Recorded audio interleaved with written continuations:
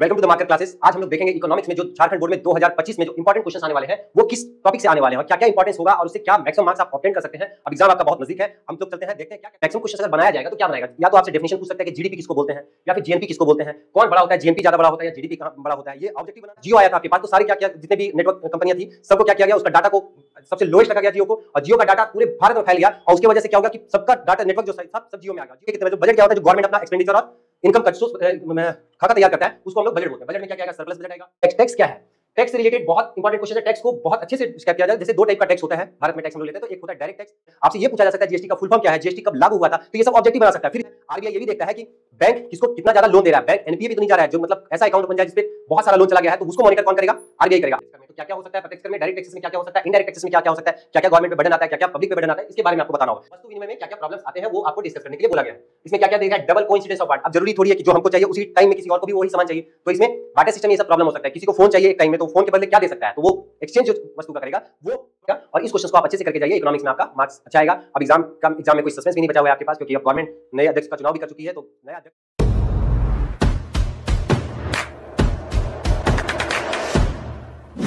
Welcome to the market classes. आज हम लोग इसमें देखेंगे झारखंड बोर्ड 2025 में जो इंपॉर्टेंट क्वेश्चंस इकोनॉमिक्स से रिलेटेड आने वाले हैं उसमें क्या क्या इंपॉर्टेंट क्वेश्चंस हो सकते हैं। कुछ क्वेश्चंस को हम यहाँ पे डिस्कस करने जा रहे हैं। इस टाइप का फॉर्मेट आप करके ही जाइएगा, इसी से क्वेश्चंस आएगा, इसी में से आपको देखने को मिलेगा। या तो उससे ऑब्जेक्टिव बना सकता है या फिर मैक्सिमम 5 मार्क्स का जो क्वेश्चन होगा इससे बन जाएगा। 3 मार्क्स का भी क्वेश्चन इससे आपसे बन सकता है। आपको बस की कंसेप्ट समझना है, इसमें क्या क्या यूज किया गया है। पहले हम लोग देखते हैं इसमें क्या क्या है।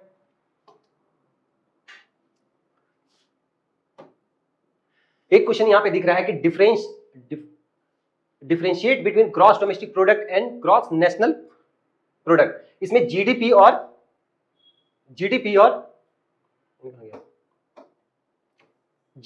जीएनपी के बीच में डिफरेंस पूछ रहा है। इसमें मैक्सिमम क्वेश्चन अगर बनाया जाएगा तो क्या बनाएगा, या तो आपसे डेफिनेशन पूछ सकता है कि जीडीपी किसको बोलते हैं या फिर जीएनपी किसको बोलते हैं, कौन बड़ा होता है, जीएनपी ज्यादा बड़ा होता है या जीडीपी कहाँ बड़ा होता है। ये ऑब्जेक्टिव बनाना होगा तो इसमें पूछा जाएगा कि कौन कौन सा टर्म, कौन कौन सा प्लेस को ऐड किया जाता है जीडीपी में, ये सब पूछा जा सकता है। इससे डिफरेंस बनाने के लिए बोलेगा तो जीडीपी और जीएनपी में डिफरेंस, तो ये मैक्सिमम मार्क्स में क्वेश्चन बन सकता है। तो इसको आपको जीडीपी को अच्छे से समझना है और जीएनपी को अच्छे से समझना है। इसमें एक और क्वेश्चन बनाता है कि जीडीपी का काउंटिंग कैसे करते हैं, तो जीडीपी का काउंटिंग भी मेथड आपको सीखना पड़ेगा, जीएनपी का काउंटिंग का मेथड भी आपको सीखना पड़ेगा। इससे एक फॉर्मूला भी बनता है जो ऑब्जेक्टिव क्वेश्चन में पूछ सकता है। इससे आपको पता चल रहा है कि आप मैक्सिमम मार्क्स में भी बना सकते हैं, और इससे जो ऑब्जेक्टिव क्वेश्चन बनेगा, छोटा छोटा जो फॉर्मेट बन रहा है, ये फॉर्मूला पूछ देगा आपसे कि जीएनपी निकाला कैसे जाता है, कौन कौन सा मेथड यूज करते हैं। इतना अगर आप कर लेते हैं तो ये क्वेश्चन बहुत इंपॉर्टेंट है इस साल के लिए, 2025 के लिए। और भी क्वेश्चन हम लोग देखते हैं।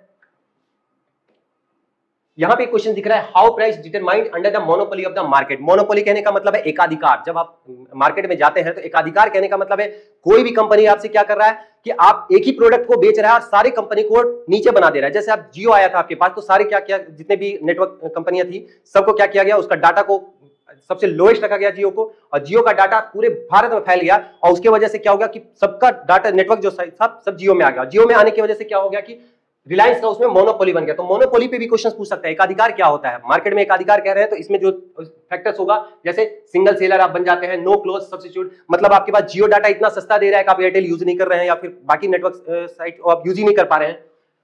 प्राइस मेकर बन जाइएगा, नो कंपटीशन। अगर जियो के पास अभी कंपटीशन बहुत कम है क्योंकि बीएसएनएल आपका देखिए गवर्नमेंट के पॉलिसी की वजह से खराब चल रहा है, तो उसकी वजह से आप जियो में जा ही नहीं रहे, जियो को छोड़ के कोई जा ही नहीं रहा है। जियो जब तक सस्ता डाटा रखेगा तब तक बाकी कंपनियां लॉस में जाती रहेंगी। तो एकाधिकार पे क्वेश्चन बनता है। इसमें क्या क्या फैक्टर्स होते हैं, डिसीजन मेकिंग इंडिपेंडेंट डिसीजन होगा, कोई भी डिसीजन अगर आप एकाधिकार होगा तो डिसीजन आप अकेले ले सकते हैं, उस पे बेसिस पे ये क्वेश्चंस बनाया जाता है। तो आप ये 5 मार्क्स में क्वेश्चंस पे पूछ सकता है कि मोनोपोली क्या होता है, हिंदी में अगर पूछा जाए तो एकाधिकार क्या होता है। इस टाइप का आपका मैक्सिमम मार्क्स में क्वेश्चन बनेगा। और भी कुछ क्वेश्चंस देखते हैं हम लोग। यहां पे एक क्वेश्चन पूछा जा रहा है, explain the balance budget, surplus budget and deficit budget. इसमें पूछा जा रहा है कि तीनों बजट को बताइए। बजट के कितने बजट, बजट क्या होता है, जो गवर्नमेंट अपना एक्सपेंडिचर और इनकम का खाका तैयार करता है उसको हम लोग बजट बोलते हैं। बजट में क्या क्या आएगा, सरप्लस बजट आएगा, डेफिसिट बजट आएगा और बैलेंस बजट आएगा। बैलेंस बजट मतलब संतुलन बजट जिसको बोलते हैं, सरप्लस बजट मतलब अधिशेष बजट जिसको बोलते हैं, और डेफिसिट बजट मतलब घाटे का बजट बोलते हैं। इसमें आपको टाइप्स पढ़ना है और ये इसका एक बहुत बड़ा थ्योरी जो बनेगा 5 मार्क्स में बन सकता है। इससे बेसिक क्वेश्चन भी मतलब 1 मार्क्स में भी पूछ सकता है, 2 मार्क्स में भी बनाया जा सकता है। डिफरेंस पूछ सकता है, सरप्लस बजट में क्या होता है, सरप्लस बजट किसको बोलते हैं, डेफिसिट बजट किसको बोलते हैं, अधिशेष बजट और घाटे का बजट में अंतर पूछा जा सकता है। तो आप इसको भी कर सकते हैं, ये भी क्वेश्चन आपके लिए इंपॉर्टेंट है इस बार के लिए। इधर आपके पास देखिए what is the tax. Tax क्या है, टैक्स से रिलेटेड बहुत इंपॉर्टेंट क्वेश्चन है। टैक्स को बहुत अच्छे से डिस्क्राइब किया जाए। जैसे दो टाइप का टैक्स होता है भारत में, टैक्स हम लोग लेते हैं, तो एक होता है डायरेक्ट टैक्स, एक होता है इनडायरेक्ट टैक्स। हिंदी में बोला जाएगा, एक को बोला जाएगा प्रत्यक्ष कर और दूसरे को बोला जाता है अप्रत्यक्ष कर।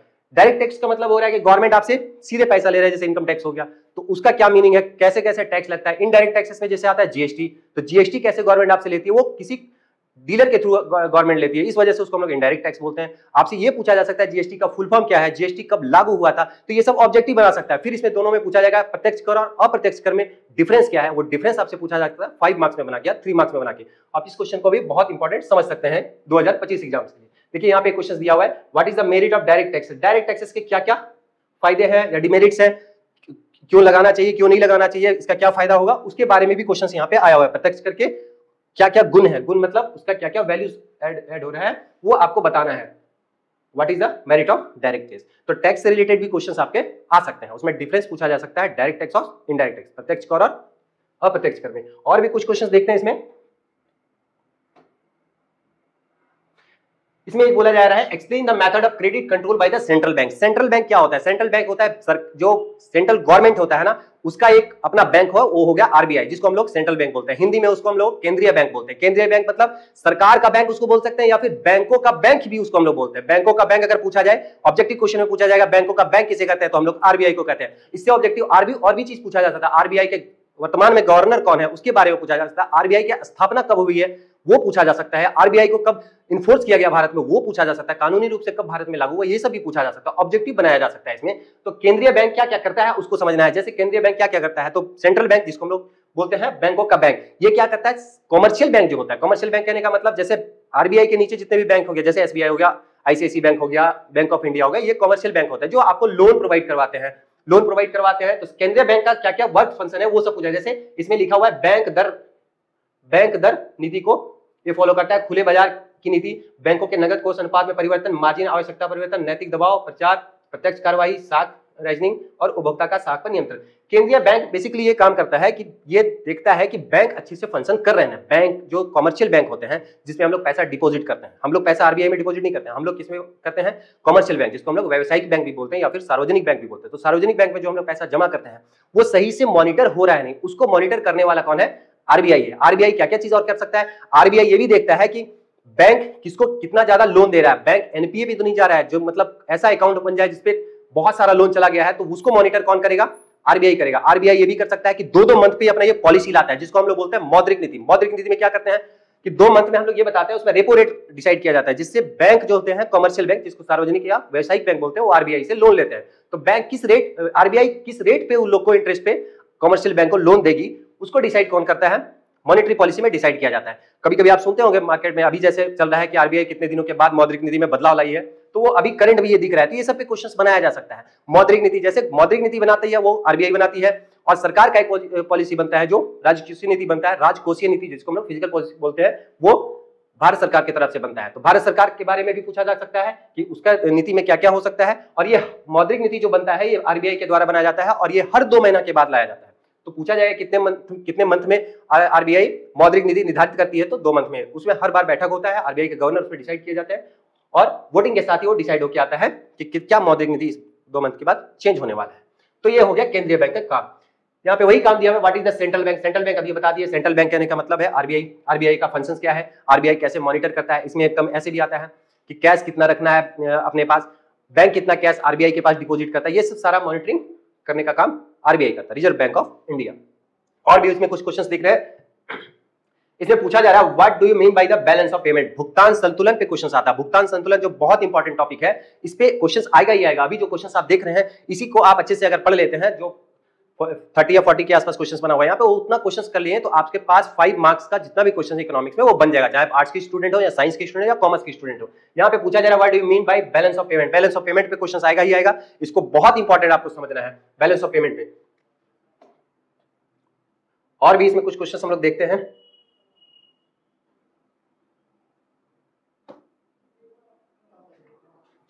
यहां पे एक क्वेश्चन आया हुआ है, देखिए differentiate between direct taxes and indirect tax. अभी हम बता रहे थे कि डिफरेंस पूछ सकता है प्रत्यक्ष कर और अप्रत्यक्ष कर में। तो क्या क्या हो सकता है प्रत्यक्ष कर में, डायरेक्ट टैक्सेस में क्या क्या हो सकता है, इनडायरेक्ट टैक्सेस में क्या क्या हो सकता है, क्या क्या गवर्नमेंट पे बर्डन आता है, क्या क्या पब्लिक पे बर्डन आता है, इसके बारे में आपको बताना होगा। तो इसका डिफरेंस, इसका मीनिंग, इसका डेफिनेशन, ये सब आपको पढ़ के जाना है। ये हो सकता है 3 मार्क्स में बना दे या फिर 5 मार्क्स में, मैक्सिमम तो बनेगा ही बनेगा।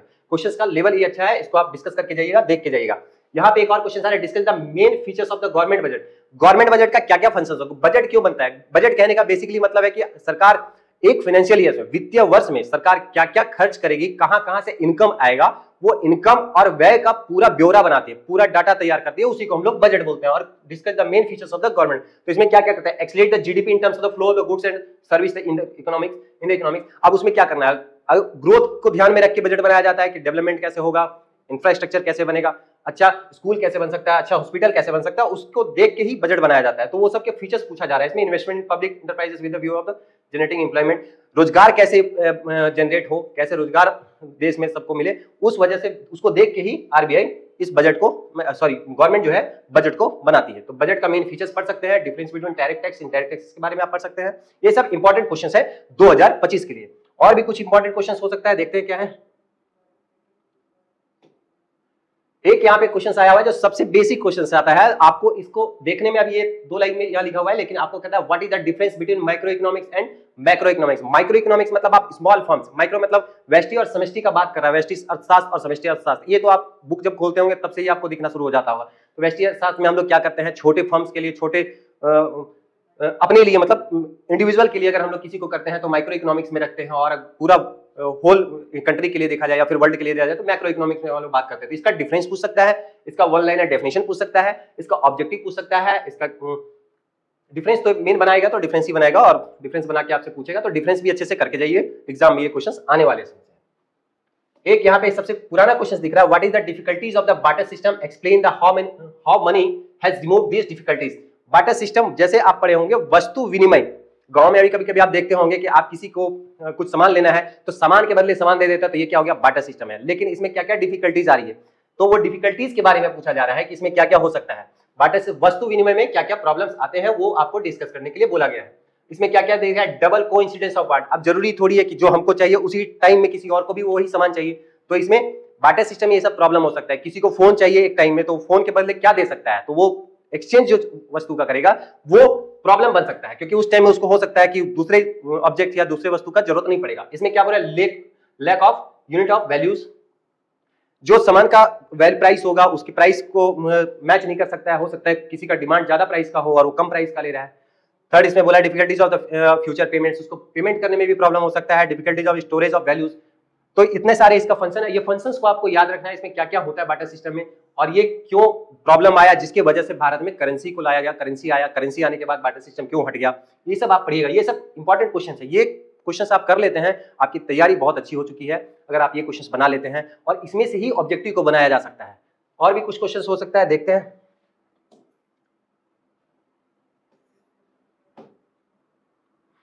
यहां पे एक क्वेश्चन आया है, what do you understand by the production function, explain with examples. इसमें बोला जा रहा है कि प्रोडक्शन फंक्शंस में क्या क्या यूज होता है। ये पूछा है प्रोडक्शन फंक्शन से आप क्या समझते हैं, उत्पादन फलन से आप क्या समझते हैं, उदाहरण द्वारा स्पष्ट कीजिए। मतलब आपको एग्जांपल के साथ बताया जा रहा है कि प्रोडक्शन फंक्शन, उत्पादन फलन से आप क्या समझते हैं। तो इस फंक्शन को आपको पूरा करना पड़ेगा। इसमें जैसे आप कोई भी चीज बनाते हैं तो आपको क्या क्या चीज चाहिए, पैसा चाहिए, मतलब पूंजी चाहिए, कैपिटल चाहिए। उसके बाद आपको जमीन चाहिए, लैंड चाहिए, लैंड के साथ साथ आपको कोई काम करने वाला इंसान चाहिए जो उसको काम करेगा। दूसरा नेक्स्ट और क्या चाहिए, पैसा हो गया, जमीन हो गया, और लेबर चाहिए। लेबर आएगा आपके पास तब आप किसी भी कंपनी में प्रोडक्शन कर सकते हैं। तो उसी के बारे में यहाँ पे बोला गया है, what do you understand the production function. Function ये क्या समझते हैं, उदाहरण के साथ स्पष्ट कीजिए। इसमें क्या क्या फैक्टर्स हैं वो आपसे पूछा जा सकता है। इसका एक्सप्लेनेशन आप एक बार देख लीजिएगा, तो बहुत काम आने वाला है। इसके बाद यहाँ पे आया है next question, explain the factor affecting the price of elasticity of demand. मांग की कीमत लोच को प्रभावित करने वाले कारकों की व्याख्या कीजिए। मांग की कीमत की लोच पे ये जो क्वेश्चन आता है, ये सब बहुत इंपॉर्टेंट क्वेश्चन है। ये सब यही सब क्वेश्चन इस बार बनने वाला है, और इस क्वेश्चन को आप अच्छे से करके जाइएगा एग्जाम में। आपका इकोनॉमिक्स में जो मैक्सिमम मार्क्स के क्वेश्चन आने वाले हैं, इससे आज ज्यादा कुछ नहीं आने वाला। आप इसको करके जाते हैं तो आपका मार्क्स अच्छा आएगा इसमें। और भी कुछ क्वेश्चन इसमें दिया हुआ है। इसमें बोला है, भारत में मुद्रा की पूर्ति की माप की व्याख्या कीजिए। Explain the measures of money supply in India. Money supply of India में क्या क्या होता है। इसमें देखिए, जिन्हें आरबीआई 1970 में वर्गीकृत किया था, मतलब 1977 में आरबीआई इसको इंप्लीमेंट किया था उसका डेट भी पूछ सकता है और क्या क्या फैक्टर्स होते हैं वो फैक्टर्स के बारे में बेसिकली वो पूछ रहा है यहाँ पे। तो आप इस टाइप का क्वेश्चन बनाइए जो 5 मार्क्स में बन सकते हैं। 5 मार्क्स में पूछ सकता है, 3 मार्क्स में, मैक्सिमम मार्क्स इससे बनेगा। ये जितना भी क्वेश्चन है बहुत मोस्ट इंपॉर्टेंट क्वेश्चन में से है।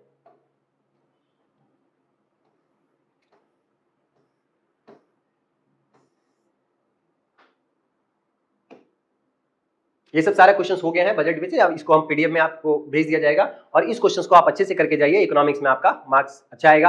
अब एग्जाम में कोई सस्पेंस भी नहीं बचा हुआ है आपके पास, क्योंकि अब गवर्नमेंट नए अध्यक्ष का चुनाव भी कर चुकी है। तो नया अध्यक्ष जब आते हैं ना तो आपके पास एक चीज दिखता है कि जब कोई नए लोग किसी जगह पे बैठते हैं ना तो चाहते हैं कि मेरे बैठने से जो व्यवस्था है, सिस्टम है, वो थोड़ा सुधर जाए। तो इसका मतलब ये भी है कि आप लोग का एग्जाम को बहुत अच्छे ढंग से लेने की कोशिश करेगी गवर्नमेंट, और गवर्नमेंट इस बार चाहेगी कि कोई तरह का गलत तरीके से एग्जाम नहीं हो। इसलिए आप मेहनत कीजिए, अच्छे से कीजिए। इसमें और भी कुछ होगा तो आप डाउट भेज सकते हैं और इस टाइप का क्वेश्चन आप करके जाइए। एग्जाम में आपका मार्क्स में कोई प्रॉब्लम नहीं होने वाला है।